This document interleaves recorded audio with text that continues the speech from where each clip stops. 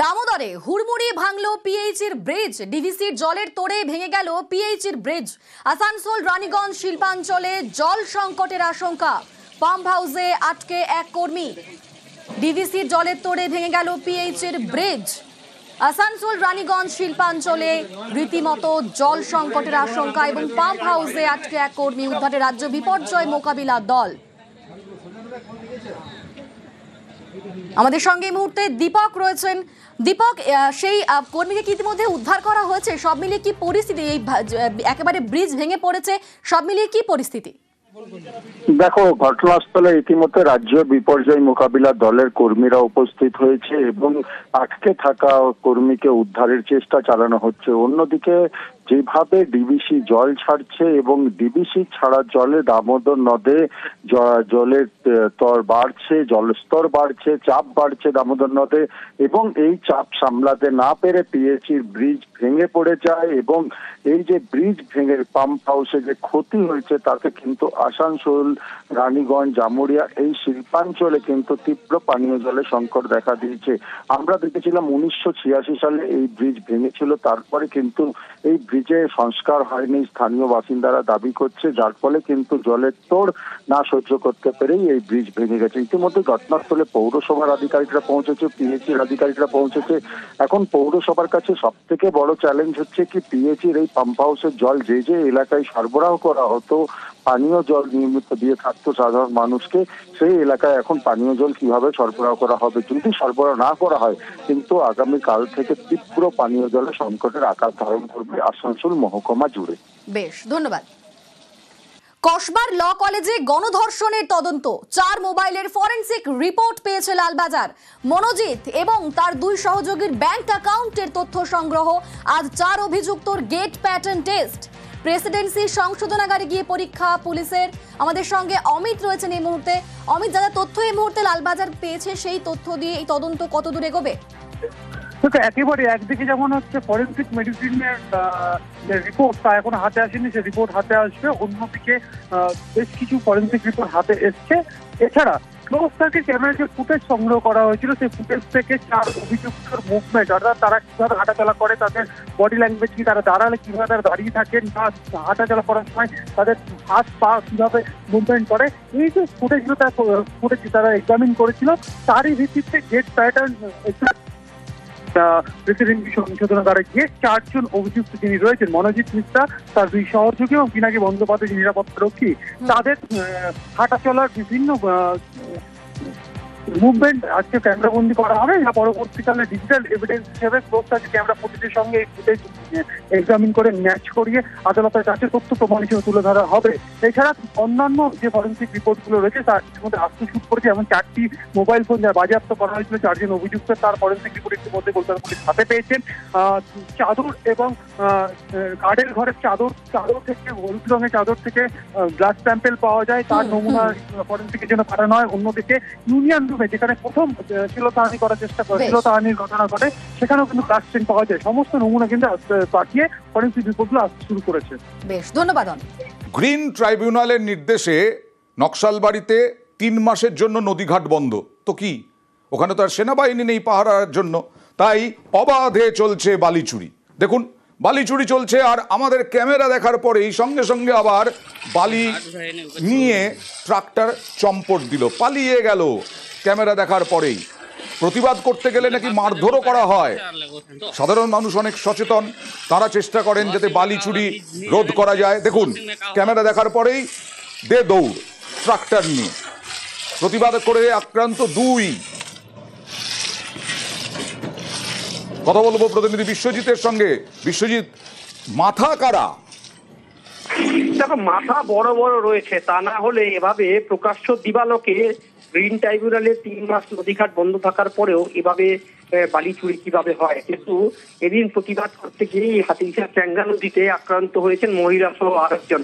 গোটা ঘটনায় কিন্তু ইতিমধ্যে লিখিত অভিযোগ করেছে নকশালবাড়ি থানায়। তবে নিউজ 18 বাংলার ক্যামেরা দেখে কিন্তু যে পালায়ন অবস্থা সেই চ্যাঙ্গা নদীর মধ্যে। তবে দেখা যাচ্ছে যে একদিন দুদিন নয়, টানা এই বালি চুরি হচ্ছে। প্রশাসনও বলছে যে বালি চুরি রোধ করতে ইতিমধ্যে বিভিন্ন জায়গায় পদক্ষেপ গ্রহণ করা হচ্ছে, কিন্তু তারপরেও লাগাম লাগানো সম্ভব হচ্ছে না। তবে লিখিত অভিযোগের ভিত্তিতে গোটা ঘটনার তদন্ত শুরু করেছে নকশালবাড়ি থানার পুলিশ। মূলত এই বালি চুরি রোধ করতে বেশ কয়েকটি ট্রাক্টর দেখতে পেলাম, তারপরেই তো ট্রাক্টর ল্যাজ গুটিয়ে পালালো। তারপরে একেবারে নিউজ 18 বাংলার ক্যামেরা দেখার পরে একেবারে লেজ গুটিয়ে পালানোর মতো ছবি কিন্তু প্রকাশ্য ধরে উঠে আসে, কিন্তু তারপরেও স্থানীয়রা জানাচ্ছেন যে সেটা খুব স্বল্প সময়ের অবস্থা। একেবারে প্রশাসনের মদত না থাকার পর্দায় এই ধরনের বালি চুরি হচ্ছে। তারা চাইছে দ্রুত প্রশাসন যাতে কড়া পদক্ষেপ করে কিনা প্রশাসন। सुबह में आज आया था, ट्रैक्टर वाला को मना किया अच्छा से, वो लोग बात नहीं समझे। फिर अच्छा से कहा जो यहाँ से ट्रैक्टर निकालो बोल के, वो लोग नहीं समझे, उसीलिए थोड़ा हाथापाती हो गया। हमको भी धक्का उक्का लगा दिया। हर दिन आता है, रात में भी आता है, समय समय में रात में भी आता है। रात को भी आके 2 बार ना 3 बार बोल के गया था, वो फिर भी नहीं समझा। फिर सुबह में आता है रोज। ट्रैक्टर वाला को जो कहते हैं हम लोग बंद करने यहाँ पर ट्रैक्टर কয়েকটা ট্রাক্টর মানে 5 মাস ধরে ওদেরকে মানে বলানো হচ্ছে যে মানে এখান থেকে খুঁড়িস না বলে। তোরা কি করে বলার পরে তো মানে না, তারপরে রাত্রেবেলাও আসে চুরি করতে। তো আজকে গেছি তো আমাদেরকে মানে উল্টো হাতাবাই করছে, গলা টিপছে, মুখে মারছে। আসলাম থানায় এফআইআর করতে। যে 2 জন মারপিট করছে, আমাকে মারধর করছে, তাদেরকে কিছু একটা উপায় ব্যবস্থা করুক। জগদীপ ধনখড়ের উপরাষ্ট্রপতি পদ থেকে ইস্তফা, আর তা নিয়ে রাজনৈতিক তরজা তুঙ্গে।